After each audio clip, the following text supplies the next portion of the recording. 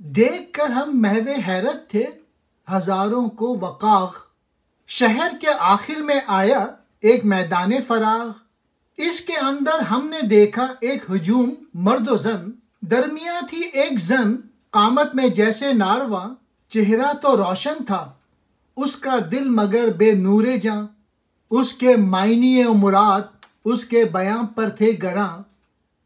हर्फ में आतिश न थी, आंखों में उसके नम न था। दिल सुरूर आरजू का वाकिफ व महरम न था। बेखबर जोश जवानी से भी उसका सीना था। उसका यकसर कोरो सूरत नापजीर आईना था। इश्क से और इश्क के आईने से थी ना आशना। एक ममूले इश्क के शाही ने जिसको रद्द किया।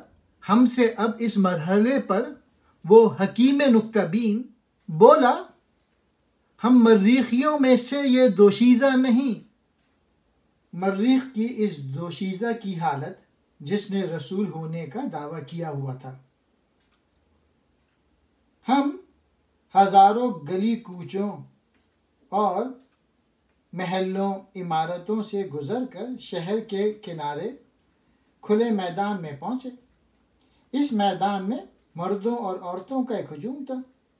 इसके दरमियान एक औरत थी जिसका कद नारवा की मानिंद था। उसका चेहरा तो रोशन था, लेकिन रूहानी नूर से खाली था। उसके बयां पर उसके मायने भोजल थे। गोया वो जो कुछ कह रही थी वो सब बेमायनी सा मालूम हो रहा था। उसके अल्फाज सोच से खाली थे और उसकी आंख में नम न थी। वो आरजू के सुरूर से नावाकिफ थी। उसमें किसी तौर भी जज्बे इश्क के आसार ना थे और ना कोई जद्दोजहद व अमल वाली बात थी। उसका सीना जवानी के जोश से महरूम था।